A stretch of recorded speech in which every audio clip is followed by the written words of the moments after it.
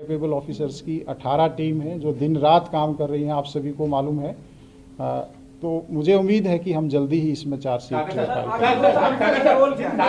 आपने लिया उनकी क्या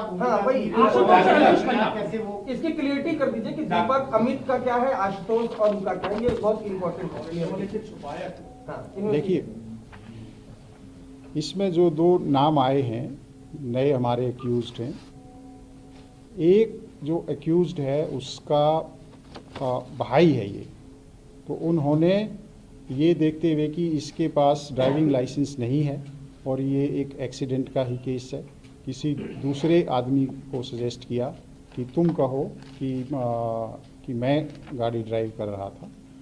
तो ये उन्होंने एविडेंस को डिस्ट्रैक्ट किया, क्रिमिनल को स्क्रीन करने की कोशिश की है, तो वो हमारा इस केस में एक्यूज्ड बनता है। इसके साथ जिसकी गाड़ी थी उसको भी मालूम था कि गाड़ी कौन लेकर गया है। गाड़ी दीपक लेकर नहीं गया था, गाड़ी दूसरा लेकर गया था। तो उसने भी जो मिस है उसको एक तरह से मिस इन्फॉर्मेशन दी है और इसमें अक्यूज्ड को हेल्प करने की कोशिश की है।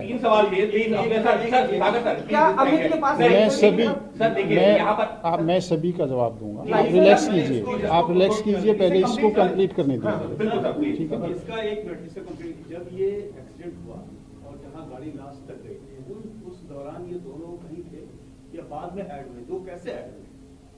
ये दो लड़के जो नए आए हैं, इनका रोल क्या सिर्फ नाम छुपाया ड्राइविंग के चक्कर में, या जो भी इंसिडेंट हुआ एक्सीडेंट का उनमें कहीं इनकी इन्वॉल्वमेंट की बीच में उतर गए? कार में बैठे थे कि नहीं? एंट्री कहां? मैं इसको कंप्लीट कर लेता हूँ।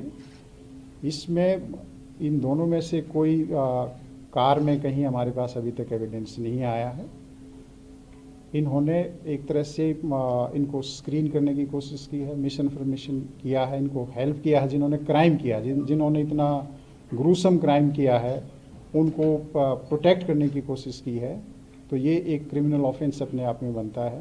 तो इसलिए हमारी बहुत सी टीम्स अभी लगी हुई हैं, इनको भी हम अरेस्ट करेंगे, फिर इनका फर्दर सस्टेन्ड इंटरोगेशन होगा और उसके आधार पर इन्वेस्टिगेशन आगे बढ़ेगा।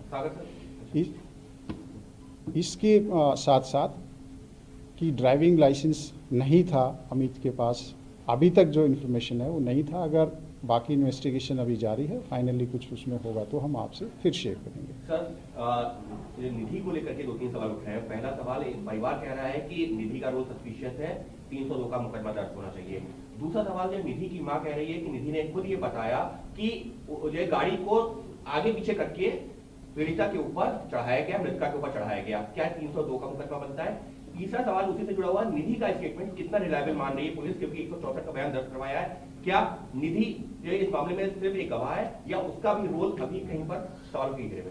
अभी तक जो पुलिस का इन्वेस्टिगेशन है, इसमें आपको सभी को मालूम है कि आपके दिमाग में भी बहुत से क्वेश्चंस थे, हमारे दिमाग में भी बहुत क्वेश्चंस थे कि ये क्या कोई इसके साथ और था या कहाँ से ये आई थी, लास्ट सीन कौन था, ये सारे तमाम क्वेश्चंस आपके दिमाग में भी थे, हमारे दिमाग में भी थे। तो इसलिए पुलिस इस मामले में लगी हुई थी। सारी छानबीन के बाद एक हमें पता लगा कि ये लास्ट लोकेशन कहाँ आ रही थी लड़की की, हमने वो स्पॉट आइडेंटिफाई किया, वहाँ से कुछ हमें क्लू मिले कि यहाँ से ये लड़की किसी और के साथ बैठकर कहीं आ रही है।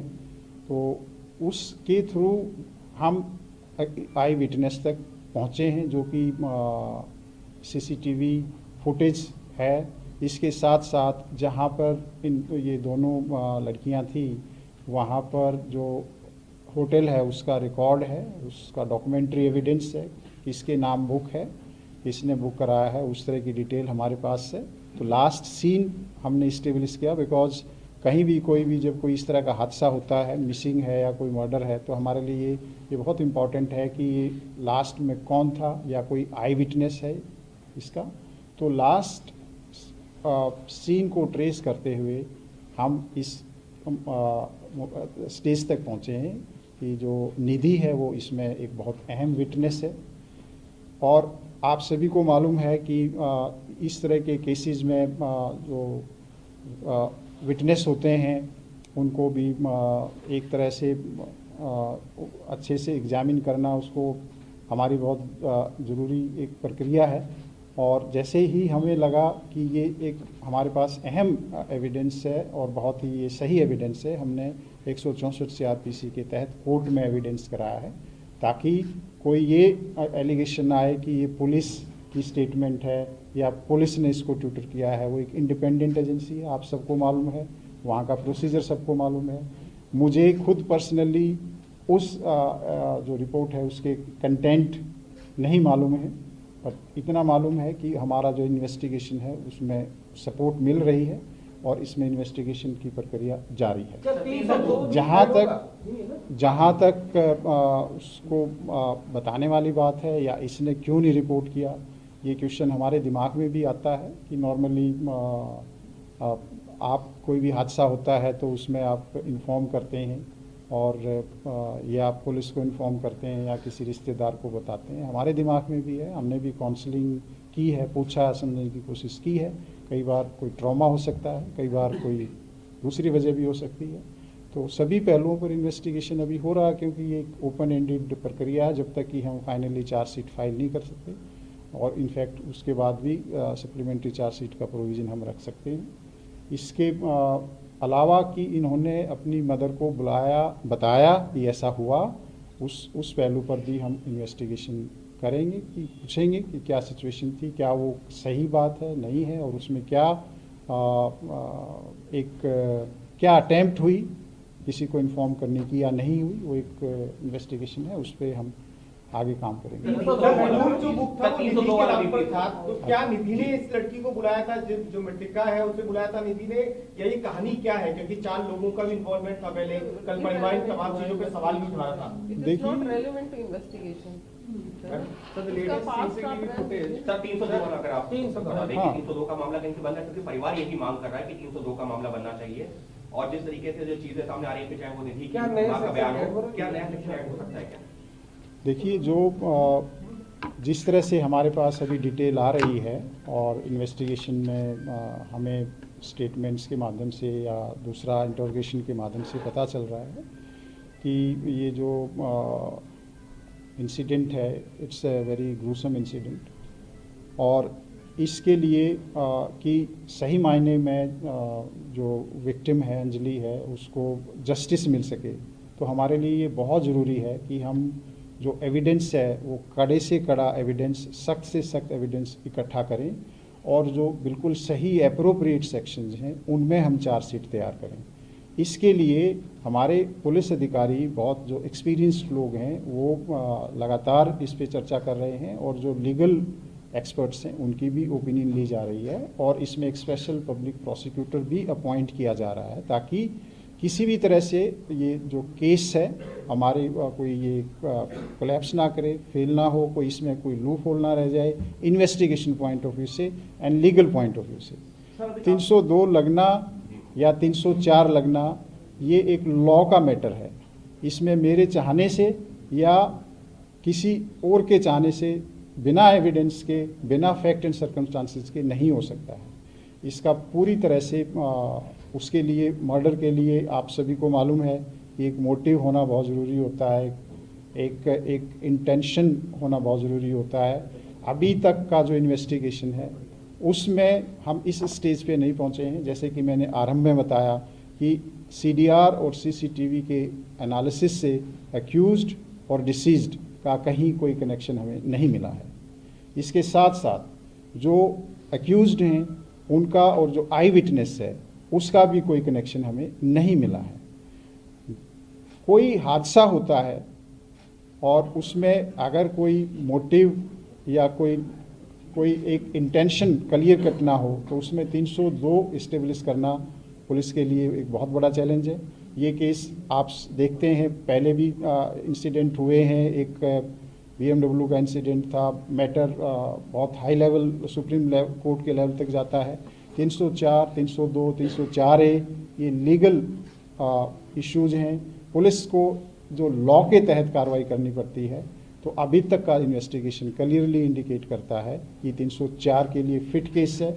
उसके लिए भी हमें बहुत ही स्ट्रॉन्ग एविडेंस इकट्ठे करने हैं और वो काफ़ी कुछ हमारे पास आ चुके हैं और काफ़ी एविडेंसेस और अब हम इकट्ठा करेंगे। 304 कोर्ट में टिक पाएगा, इतने सबूत पुलिस इकट्ठा कर लेगी कि जो धाराएं लगाई हैं उनको कोर्ट में? मुझे पूरा विश्वास है कि जिस हिसाब से पुलिस ने इसमें इतना फास्ट इन्वेस्टिगेशन किया है और फर्स्ट कोई ही 5 अक्यूज अरेस्ट कर लिए गए थे और उसके बाद पोस्टमार्टम एग्जामिनेशन, उनका फॉरेंसिक एग्जामिनेशन, सारे जो एविडेंसेस कलेक्ट हुए हैं, पुलिस को पूरा विश्वास है कि हम इसमें एक बहुत ही स्ट्रॉन्ग केस बनाने में सफल होंगे। कब पता लगा?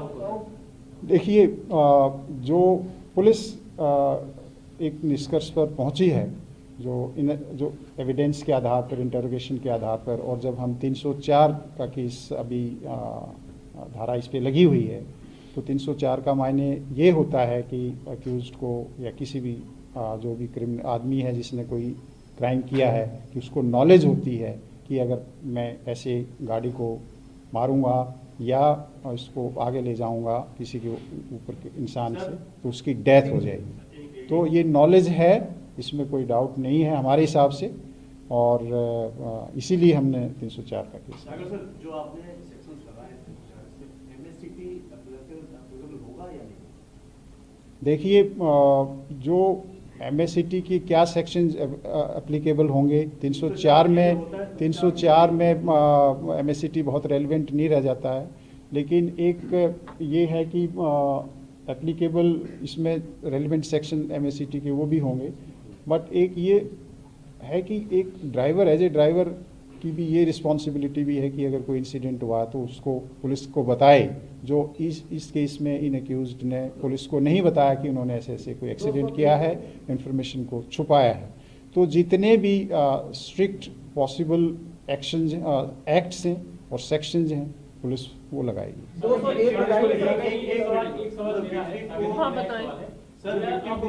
एक मिनट, आपको मैं मौका दे चुका हूँ। मेरे इन्वेस्टिगेशन हुआ है और आपको सबूत मिले हैं, उससे साफ लग रहा है कि सिंपल एक्सीडेंट नहीं है, कॉन्स्पिरेसी की जगह। तो जो कॉन्ट्राडिक्शन आ रहा है एक्यूज्ड का, वो किस पॉइंट का है और वो किधर की तरफ इशारा कर रहा है? देखिए, इन्वेस्टिगेशन किस तरफ अब जाएगा?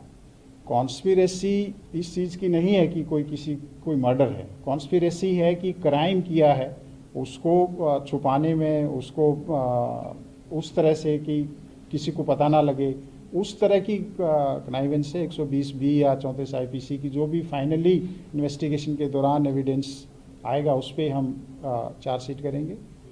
लेकिन ये बिल्कुल सही बात है कि इसमें कहीं न कहीं उनको मालूम था कि ये ऐसा कोई ह्यूमन बॉडी है जिसके साथ एक्सीडेंट हुआ है। और एक सवाल है सागर साहब, एक सवाल, ये सब जो इंसिडेंट हुआ था, जो 5 लोग थे, इनकी जैसे गिरफ्तारी हुई, कैसे हुआ, ये सब सवाल नहीं बताया आपने कि कैसे 5 घर पे थे या भागे, क्या था? दूसरा सवाल सर, ये इस मामले में जिस तरह से पूरा हंगामा मचा, हल्ला हुआ, सारे को लेके बड़ा प्रदर्शन हुआ, क्या इस केस को लेके हम फास्ट ट्रैक में जा सकते हैं? बिल्कुल, इसमें जो भी लीगल प्रोसेस है फास्ट कोर्ट में जाने का, उसको हम एक्सप्लोर कर रहे हैं। गिरफ्तारी वाला 5 भी गिरफ्तार हुई। देखिए, जो मैं आपको डिटेल जो इन्वेस्टिगेशन है उसके जो बिंदु हैं उनको मैं नहीं बता सकता, लेकिन मैं मोटे मोटे आपको ये पॉइंट्स बता सकता हूँ कि जो एक्यूज थे उनका हमने पूरा मैपिंग की है कि उनकी CDR की लोकेशंस के आधार पर, और CCTV, इंडिपेंडेंट CCTV, जैसे कहीं एक पेट्रोल पंप पर वो पेट्रोल डलवा रहे हैं गाड़ी में, कहीं पर वो खाना खाने के लिए गए हैं, कहीं वो खाना खाने के लिए उतरे हैं। तो वो जो एविडेंस हैं और CDR डिटेल्स के आधार पे और इंडिपेंडेंट इंटरोगेशन और कोराबोरेशन के आधार पर हमने लोगों को अरेस्ट किया है। और इसी सस्टेन्ड इंटरोगेशन के आधार पर आपके सामने, हमारे सामने हमें शक हुआ कि जो ये क्लेम करता है कि ये ड्राइवर है, वो हम इसी इंटरोगेशन और एविडेंस के आधार पर सामने ला पाए, ताकि जो सही एक्यूज्ड है, क्योंकि किसी भी केस में जब ट्रायल होती है तो वहाँ पर एविडेंस देखा जाता है, और जो सही एविडेंस नहीं है तो इमीडिएटली वो केस फ्लैग करता है। सवाल है क्योंकि हम लोग जब बात कर रहे हैं, जिन लोगों ने PCR कॉल्स करी हैं और सारी टीम्स हैं, जो सारे जर्नलिस्ट हैं, यही सवाल भी कर रहे हैं और ये हो रहा है कि पीसीआर कॉल्स आंसर नहीं हुई सही समय पर। अगर हो जाती तो शायद इतना ब्रूटल नहीं होता है पूरा किस्सा। तो क्या कोई इंटरनल इंक्वायरी भी कर रहे हैं आप लोग, जिन्होंने पीसीआर कॉल्स आंसर करने के बाद एक्शन नहीं लिया, कुछ उन पर भी एक्शन लेंगे ताकि कड़ा संदेश जाए कि आगे से अगर ऐसे पीसीआर कॉल्स आए तो उसे थोड़ा सख्ती के साथ, थोड़ा सीरियस तरीके से देखा जाए? सवाल तो पुलिस के लिए। देखिए, जितनी जानकारी मुझे है, मैं अभी जो ब्रीफिंग आप लोगों को कर रहा हूँ वो इन्वेस्टिगेशन के पार्ट पे कर रहा हूँ। ये जो इंसिडेंट है, दिल्ली पुलिस इसको लेकर जो पुलिस पीसीआर का रिस्पांस है उसको लेकर एक इंटरनल इंक्वायरी कर रही है। इसके ऊपर डिस्कशन इंटरनली हो रहे हैं कि ये जो रिस्पांस था वो एक ह्यूमन एरर था या एक प्रोसेस की वजह से इसमें एरर हुआ है। अगर इसमें ह्यूमन एरर है तो उन लोगों को जो भी अप्रोप्रिएट डिसिप्लिनरी इंक्वायरी होगी, एक्शन होगा, वो होगा। और जो प्रोसेस की कमी रही है उसमें हमारे प्रोसेस में क्या इम्प्रूवमेंट हो सकती है, we are very much looking into it. और जैसा आप सभी को मालूम है कि दिल्ली पुलिस जब भी कोई इस तरह का इंसिडेंट होता है तो उसमें ट्रूथफुल एग्जामिनेशन करके और उस चैलेंज से और उस गलती से हम कुछ नई चीज़ सीखते हैं ताकि हमारा सिस्टम इम्प्रूव हो सके। आप सभी को मालूम है कि वो नव वर्ष की रात थी और जितने भी ऐसे बिजी मार्केट्स एरियाज़ होते हैं, मॉल्स होते हैं, जहाँ पे हाई फुटफॉल होता है, तो जो पुलिस की डिप्लॉयमेंट है थोड़ा सा वो डायनेमिक होती है और depending upon the nature of requirement of that particular day हम डिप्लॉयमेंट पैटर्न में थोड़ा सा चेंज करते हैं। कई बार उन एरियाज़ में जहाँ पे आपको लगता है कि डिप्लॉयमेंट कम है, कई बार हमें वहाँ पे बढ़ानी पड़ती है। कई जगह आपको लगता है कि यहाँ ज़्यादा है, कई बार हमें कम करनी पड़ती है। तो वो डायनेमिक डिप्लॉयमेंट है। पीसीआर का जो मैकेनिज्म है उसमें कोई प्रोसेस की कोई कमी है या कोई हमारे ऑफिसर्स की कमी है, ट्रूथफुली दिल्ली पुलिस उसमें इंक्वायरी कर रही है और उसमें जो भी एक्शन अप्रोप्रिएट होगा वो सीनियर लेवल पर उस पर एक्शन लिया जाएगा। इंसिडेंट हुआ था उसके ठीक 30-40 सेकंड के बाद पीसीआर वहां से गुजरती हुई दिखी, सीसीटीवी ऐसा भी आया, तो आप मानते कहीं ना कहीं लैब से एट दी हैंड? देखिए, जैसा कि मैंने बताया कि जिस 30 सेकंड की बात आप कर रहे हैं उस 30 सेकंड में अभी तक कोई लैप्स नहीं आया। इनफैक्ट उसमें बहुत अच्छा एक्शन हुआ है। जैसे ही उसने पीसीआर ने, हमारी ईआरवी ने उसको देखा है कि कोई स्कूटी पड़ी हुई है, स्कूटी को उसने के बारे में अपने एसएचओ को जानकारी दी है, एक्सीडेंट शुदा स्कूटी है।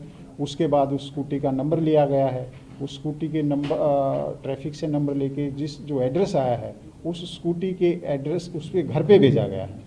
वहाँ पे जो ऑनर है स्कूटी का वहाँ नहीं मिलता है और वो कार्रवाई बहुत पहले तक हो चुकी है जबकि डेड बॉडी बाद में मिलती है। तो ऐसा नहीं है कि पुलिस का रिस्पांस ठीक नहीं था। We were not lucky that day कि वो अगर हमारी ईआरवी थोड़ा सा पहले उसको देख लेती तो प्रोबेबली इस लड़की की जान चली जाती।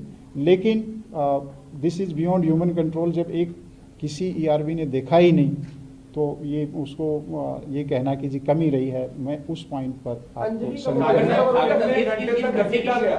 कितना टाइम अब तक आ रहा है पूरी जांच में, कितने घंटे तक वो गाड़ी घूमती रही इसका पता चला? का सप्लीमेंट्री भी है। 4 किलोमीटर शुरुआत से बहुत सारा कंफ्यूजन है पुलिस की जांच में अब तक क्या क्या है, कितने बजे एक्सीडेंट हुआ, बाकी अब तक ये शुरुआत, क्योंकि अभी तक सिर्फ हियरसे पे कितने बजे ये सीसीटीवी आ गया है, कितने बजे घटना हुई। देखिए, हमें बताता हूँ कि जो अभी तक इन्वेस्टिगेशन है और आपको मालूम है कि जो इलेक्ट्रॉनिक एविडेंस है, सीसीटीवी फुटेज है, उसमें कैलिब्रेशन का इशू रहता है।